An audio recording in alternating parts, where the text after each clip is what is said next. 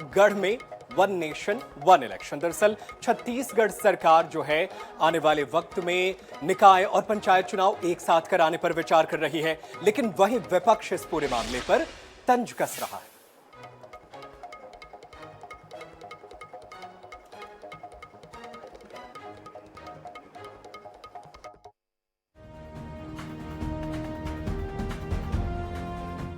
देश में one nation one election पर लंबे अरसे से बहस छिड़ी हुई है। मोदी के दूसरे कार्यकाल में इसके लिए कमेटी बनाई गई और संभावनाओं पर चर्चा भी हुई, लेकिन नतीजा सिफर रहा। अब भाजपा शासित राज्यों में वन नेशन वन इलेक्शन की तर्ज पर वन स्टेट वन इलेक्शन पर विचार किया जा रहा है।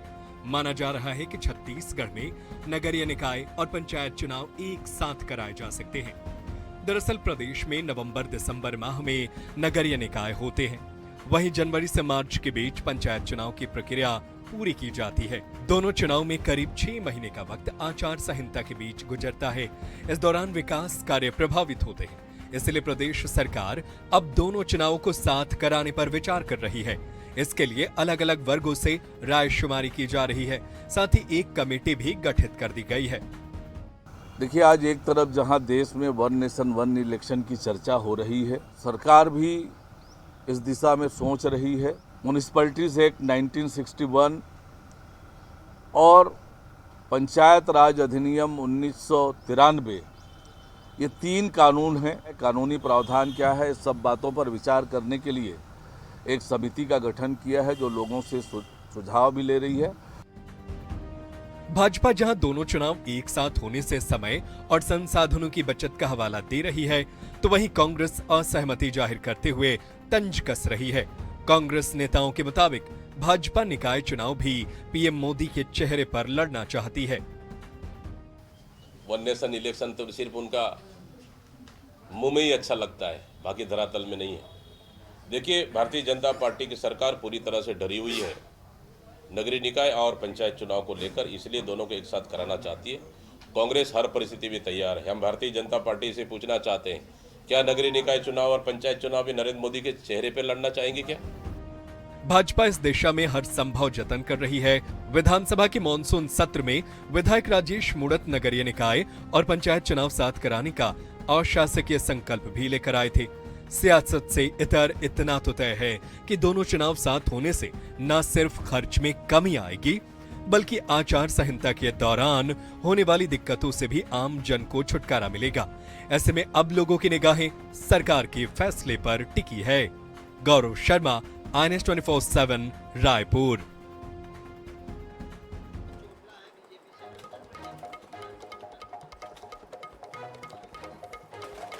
और चलिए इसी पर ज्यादा चर्चा करते हैं। हमारे साथ भारतीय जनता पार्टी के प्रवक्ता डॉक्टर विमल चोपड़ा हमारे साथ फोन लाइन पर मौजूद हैं।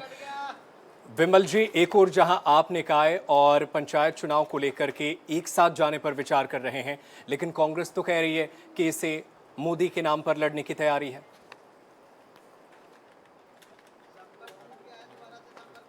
और चलिए हम दोबारा से विमल चोपड़ा से संपर्क साधने की कोशिश करेंगे।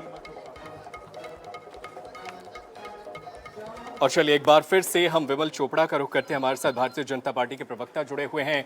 विमल जी, जहां आप एक साथ चुनाव कराने पर विचार कर रहे हैं, हालांकि अभी तक सरकारी के तौर पर कुछ कहा नहीं गया है, लेकिन इससे संसाधन के साथ साथ बहुत चीजें बचत होंगी, ये भी है। लेकिन कांग्रेस इसे कह रही है कि आप मोदी के नाम पर चुनाव लड़ने की तैयारी कर रहे हैं। देखिए साहब, कांग्रेस की मति भ्रष्ट हो गई है। इनके नेताओं को समझ नहीं आता कि चुनाव कहाँ के हैं।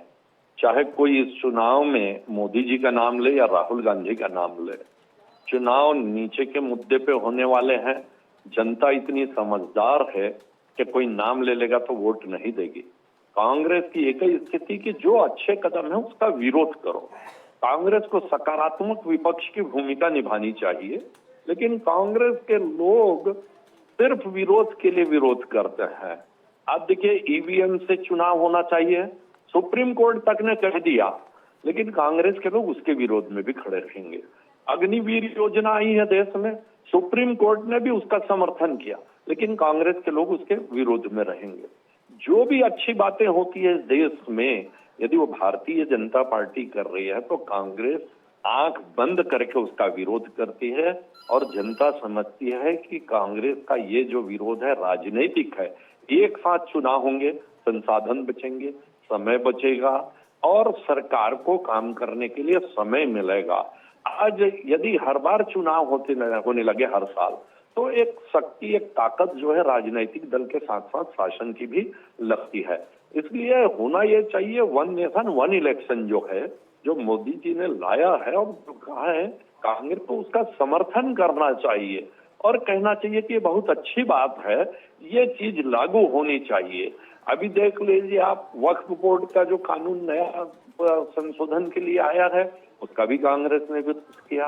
कांग्रेस जो है वो हलवा कौन बना रहा है, कौन से जात के लोग हैं वो देखती है।